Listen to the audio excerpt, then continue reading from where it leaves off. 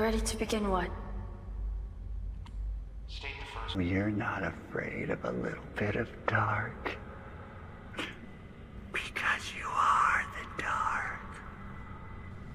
कहानी की शुरुआत 1974 में होती है, जहां एक छोटी सी लड़की अपने घर के बाहर एक अजीब सी गाड़ी खड़ी देखती है। क्यूरियोसिटी में वो गाड़ी के पास जाती है, पर जब वो अंदर झांकती है तो कोई नहीं होता। तभी घर के पीछे से एक आवाज आती है, जैसे कोई उसे बुला रहा हो। लड़की धीरे से पीछे जाती है, पर वहाँ कोई भी नहीं होता। अचानक एक क्रीपी आदमी उसके बिल्कुल पीछे आ जाता है। वो बिना हिलाए डुलाए एक अजीब सी हल्की स्माइल के साथ स्लोली उससे कहता है, तुम्हारा बर्थडे आ रहा है। उस आदमी का चेहरा प्रॉपरली दिखाया नहीं जाता, पर उसकी स्किन इतनी सफेद होती है कि जैसे उसके अंदर बिल्कुल खून नहीं हो। लड़की एकदम जम सी जाती है और तभी स्क्रीन ब्लैक हो जाती है। कहानी अब कुछ साल आगे जंप करती है, जहाँ एक FBI ऑपरेशन चल रहा होता है। एक डेंजरस क्रिमिनल को पकड़ने की प्लानिंग हो रही होती है, और यहीं पर हमें मूवी की लीड कैरेक्टर एजेंट ली हाकर से मिलने का मौका मिलता है। ली अपने FBI पार्टनर के साथ क्रिमिनल की तलाश में निकलती है। जब वो एक रैंडम घर के सामने पहुंचती है तो उसे अंदर से एक अजीब सी एनर्जी फील होती है। उसका इंट्यूशन कहता है कि क्रिमिनल यहीं छुपा है। वो अपने पार्टनर से कहती है, मुझे यह घर ठीक नहीं लग रहा, मुझे यकीन है क्रिमिनल यहीं है।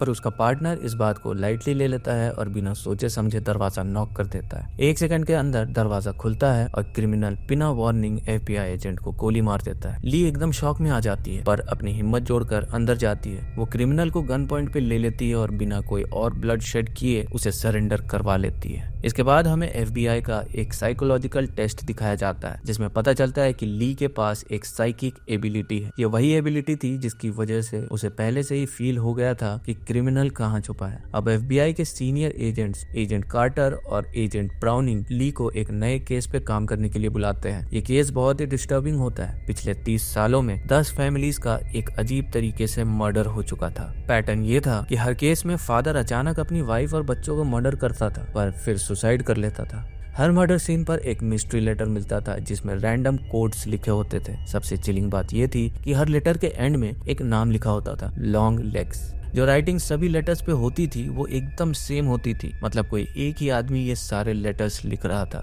FBI को कभी समझ नहीं आया कि ये लॉन्ग लेग्स कौन है और फादर्स को ऐसे वायलेंट बनाने के लिए क्या कर रहा है। अब FBI चाहती थी कि ली अपनी साइकिक पावर का यूज करके इस केस को सॉल्व करे। ली इन्वेस्टिगेशन स्टार्ट करती है और उसे एक और क्रीपी पैटर्न समझ आता है। हर मर्डर्ड फैमिली में एक 9 साल की लड़की होती थी जिसका बर्थडे हमेशा 14 तारीख को होता था। ये कोइंसिडेंस नहीं हो सकता था। ली लेटर्स और एविडेंस को फिर से एनालाइज करती है और एक और चिलिंग बात समझ आती है। जिस वक्त मर्डर्स होते थे, लॉन्ग लेग्स वहाँ फिजिकली प्रेजेंट नहीं होता था। मतलब कोई और भी था जो उसके साथ काम कर रहा था, कोई जो फादर को मर्डर करने के लिए पुश कर रहा था। ये मिस्ट्री और भी ज्यादा टेरिफाइंग हो जाती है। कार्टर ने पार्टी में थोड़ी ज्यादा पी ली थी, इसलिए ली उसे उसके घर ड्रॉप करने जाती है। वहाँ वो कार्टर की वाइफ एना और उसकी बेटी रूबी से मिलती है। रूबी एक्साइटेडली ली को अपना रूम दिखाती है और उसे अपनी बर्थडे पार्टी में इनवाइट भी करती है। इसके बाद ली अपने घर लौट आती है और अपनी मॉम को कॉल करती है। ये कन्वर्सेशन में पता चलता है कि ली का भी बर्थडे आने वाला है। तभी अचानक कोई उसके घर का दरवाजा जोर से नॉक करता है। ली दरवाजा चेक करने जाती है, पर वहाँ कोई नहीं होता। वो विंडो से बाहर देखती है और उसे एक अजीब सी शैडो दिखाई देती है जो चुपचाप खड़ी होती है। ली तुरंत अपनी गन लेकर बाहर निकलती है, पर जैसे ही वो देखती है वो शैडो गायब हो चुकी होती है। तभी उसे घर के अंदर से कुछ आवाज सुनाई देती है। वो वापस अपने घर में एंटर करती है, पर अंदर कोई नहीं होता। सिर्फ एक लेटर पड़ा होता है। उस लेटर पर लिखा होता है, इसे 14 जनवरी से पहले मत खोलना। ली उसे बिना सोचे खोल देती है और अंदर हैप्पी बर्थडे लिखा होता है। साथ ही वही सेम कोड्स लिखे होते हैं जो हमेशा लॉन्ग लेग्स के लेटर्स में होते हैं। मतलब ये लेटर खुद लॉन्ग लेग्स ने छोड़ा था।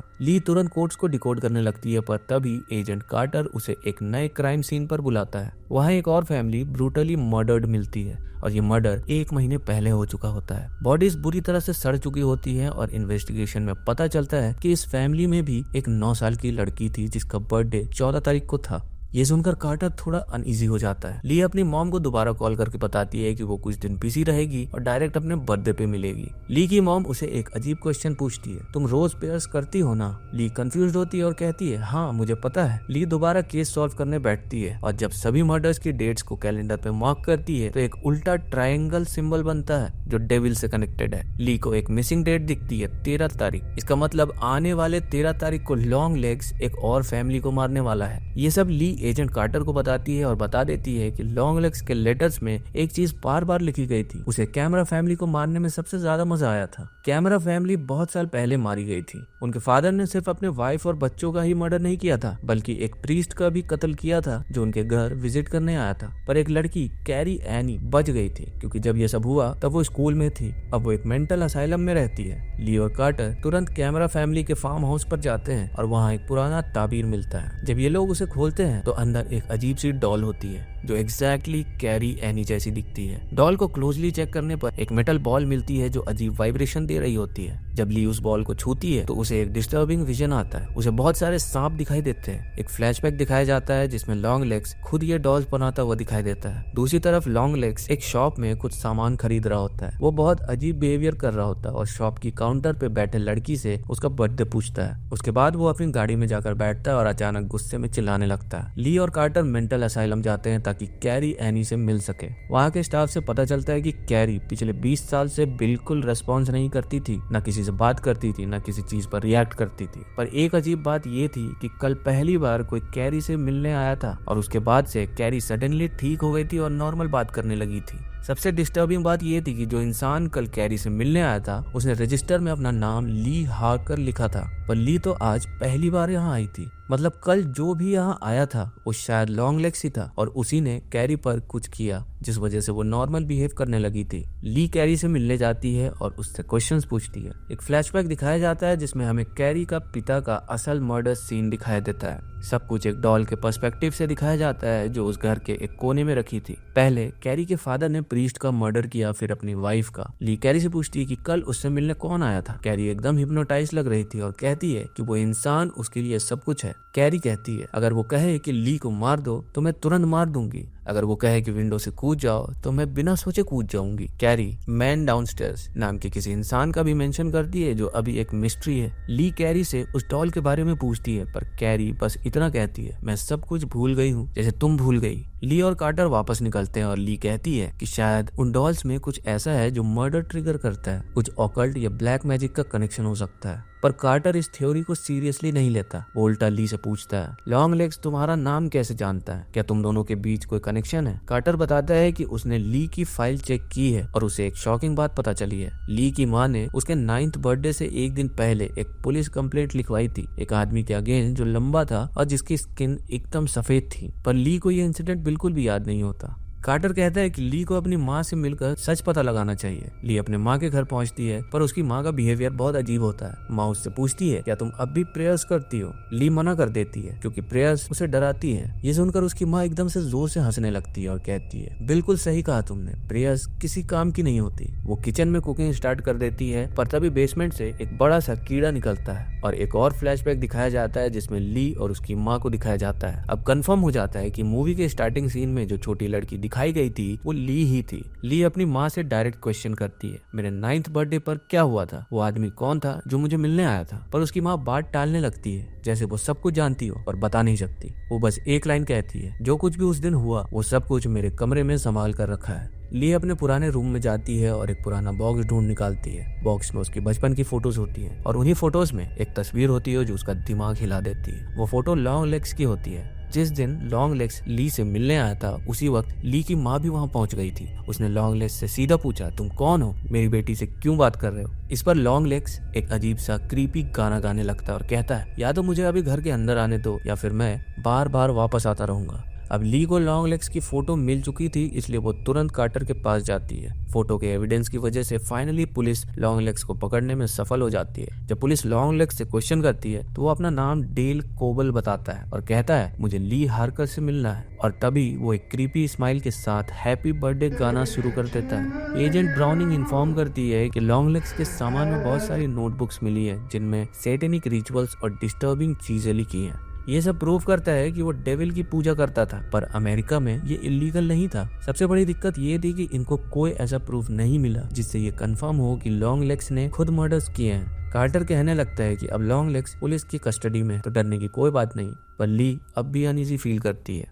वो कहती है लॉन्ग लेग्स का एक और साथी अब भी बाहर है जो आज किसी न किसी फैमिली को मारने वाला है। ली को कैलेंडर का वो ट्रायंगल पैटर्न याद आता है जिसमें बस एक लास्ट डेट मिसिंग थी, 13 तारीख, जो आज की ही डेट है। मतलब लॉन्ग लेग्स का साथी आज एक और मर्डर करेगा। ली लॉन्ग लेग्स से मिलने जाती है और तभी उसके बचपन की सारी यादें वापस आने लगती है। लॉन्ग लेग्स उसे एक अजीब बात बताता है, मैं सिर्फ एक दोस्त हूँ जो मिस्टर डाउनस्टेयर्स के लिए काम करता है। ली उससे उसके साथी के बारे में पूछती है पर लॉन्ग लेग्स सीधा जवाब नहीं देता। वो सिर्फ क्लूज देने लगता है और कहता है तुम ये सब अपनी माँ से क्यों नहीं पूछती। ली कंफ्यूज्ड हो जाती है और कहती है मेरी माँ का इस सब से क्या लेना देना, वो तो कुछ जानती भी नहीं है। तभी लॉन्ग लेग्स एकदम से टेबल पे अपना सर पटकने लगता है और जोर जोर से हेल सेटन चिल्लाने लगता है। वो इतनी फोर्सेस से अपना सर पटकता है कि उसकी नाक और जबड़ा टूट जाता है और वो वहीं मर जाता है। कार्टर बताता है कि कैरी एडी ने भी अपने मेंटल असाइलम से कूदकर सुसाइड कर लिया है। अब ली और एजेंट ब्राउनिंग ली की मां के घर जाते हैं ताकि उससे लॉन्ग लेग्स के कनेक्शन के बारे में सवाल पूछ सके। ली अपने घर के अंदर जाती है पर उसकी मां घर में नहीं होती। तभी ब्राउनिंग एक और गाड़ी देख लेती है जो लॉन्ग लेग्स की गाड़ी होती है और तभी ली की मां शॉटगन उठाकर ब्राउनिंग को गोली मार देती है। ली एक जोर की आवाज सुनती है और विंडो से बाहर देखती है तो वही सीन देखकर शॉक हो जाती है। उसकी मां ने एजेंट ब्राउनिंग को शॉटगन से उड़ा दिया था। ली डरते हुए बाहर जाती है और देखती है कि उसकी माँ एक डॉल के ऊपर शॉटगन ताने खड़ी है। वो ली से कहती है तुमने उसे पकड़ लिया, अब वो आजाद है। इतना कहकर वो डॉल पर शॉटगन चला देती है और उसके सिर से एक काला धुआं निकलता है। ये सेम धुआं ली के सर से भी निकलता है और वो वही बेहोश हो जाती है। अब एक और फ्लैशबैक दिखाया जाता है जो पूरा सच रिवील करता है। लॉन्ग लेग्स असल में एक डॉल मेकर था जो डेविल के लिए काम करता था। वो मिस्टर डाउनस्टेयर्स नाम के शैतान को बुलाता था। उस दिन लॉन्ग लेग्स ली को एक स्पेशल डॉल देने आया था और उसी डॉल की वजह से ली अपने बचपन का कुछ भी याद नहीं कर पाई थी। डेविल अब ली को मारना चाहता था पर उसकी माँ ने एक डील की थी, अगर डेविल उसकी बेटी को छोड़ देगा तो वो लॉन्ग लेग्स की मदद करेगी। मतलब ली की माँ ही इतने सालों से लॉन्ग लेग्स की साथी थी। लॉन्ग लेग्स हर लड़की के लिए अलग अलग स्पेशल डॉल्स बनाता था और ली की माँ एक नन के गेटअप में लोगों के घर जाती थी। वो फैमिली से कहती थी कि उनकी बेटी ने चर्च की तरफ से एक स्पेशल डॉल जीती है। लोग चर्च के नाम पे ट्रस्ट करते थे, इस वजह से कोई शक नहीं करता था। पर ये डॉल्स नॉर्मल नहीं थी, इनमें खुद डेविल का वास होता था। डॉल घर के पिता को करप्ट कर देती थी जो अपनी पूरी फैमिली का मर्डर कर देता था और आखिर में खुद भी मर जाता था। जितने भी मर्डर्ड फैमिलीज के घरों में लॉन्ग लेग्स के क्रीपी लेटर्स मिलते थे वो भी ली की माँ ही रख कर आती थी। इस वजह से लॉन्ग लेग्स बिना किसी घर में जाए भी अपने विक्टिम्स को मार सकता था ताकि वो सेटन को बलि दे सके। फ्लैशबैक एंड होता है और ली की आंख एक अजीब जगह पर खुलती है। वो लॉन्ग लेग्स के सीक्रेट डॉल मेकिंग बेसमेंट में होती है, पर ये बेसमेंट और कहीं नहीं बल्कि उसके खुद के घर में ही होता है। मतलब लॉन्ग लेग्स सालों से इसी घर में छुप कर रहता था। तभी ली के फोन पर एक कॉल आता है। एक डिमोनिक आवाज उससे कहती है तुम रूबी की बर्थडे पार्टी के लिए लेट हो गई हो। ली को अब सब याद आ जाता है। अब एजेंट कार्टर की बेटी रूबी का बर्थडे है, मतलब कार्टर की फैमिली ही अगला शिकार होने वाली है। ली बिना टाइम वेस्ट किए लॉन्ग लेग्स की कार में बैठती है और फुल स्पीड में कार्टर के घर पहुंचती है। जब वो घर में एंटर करती है तो वो देखती है कि उसकी माँ ऑलरेडी वहां मौजूद होती है और रूबी की तरह दिखने वाली एक डॉल भी टेबल पे रखी होती है। सबसे चिलिंग बात ये होती है कि कार्टर और उसकी वाइफ बहुत अजीब बिहेव कर रहे होते हैं। मतलब डॉल अपना इफेक्ट दिखाना शुरू कर चुकी थी। दोनों किचन में बर्थडे केक लेने जाते हैं पर तभी कार्टर एक नाइफ उठाता है और अपनी वाइफ को स्टैब करके मार देता है। फिर वो रूबी की तरफ बढ़ने लगता है ताकि उसे भी मार सके, पर ली बिना सोचे तुरंत कार्टर को गोली मार देती है। अब उसकी माँ अपने बैग से एक छुपा हुआ चाकू निकालती है और रूबी को मारने के लिए आगे बढ़ती है। वो पूरी तरह डेविल की गुलाम बन चुकी थी, पर ली बिना कोई हेजिटेशन अपनी ही माँ को गोली मार देती है और उसका भी काम तमाम कर देती है। ली अब वो कर्स डॉल को भी शूट करना चाहती है पर उसकी गन की बुलेट्स खत्म हो चुकी होती है। वो रूबी को वहां से भागने के लिए बोलती है पर खुद हिप्नोटाइज की डॉल की तरफ देखने लगती है जैसे डॉल ने उसे भी करप्ट कर दिया हो। मूवी के लास्ट सीन में हमें लॉन्ग लेग्स दिखाई देता है जो एक क्रीपी स्माइल के साथ हेल सेटन बोलता है और उसकी चिलिंग हंसी के साथ ये टेरिफाइंग कहानी यहीं पर खत्म हो जाती है। तो दोस्तों ये थी लॉन्ग लेग्स की पूरी कहानी। अगर वीडियो अच्छी लगी हो तो वीडियो को लाइक जरूर कर देना और अगर चैनल पर नए हो तो प्लीज चैनल को भी सब्सक्राइब कर देना। मैं मिलता हूँ आपसे अपनी अगली वीडियो के साथ, तब तक के लिए जय हिंद।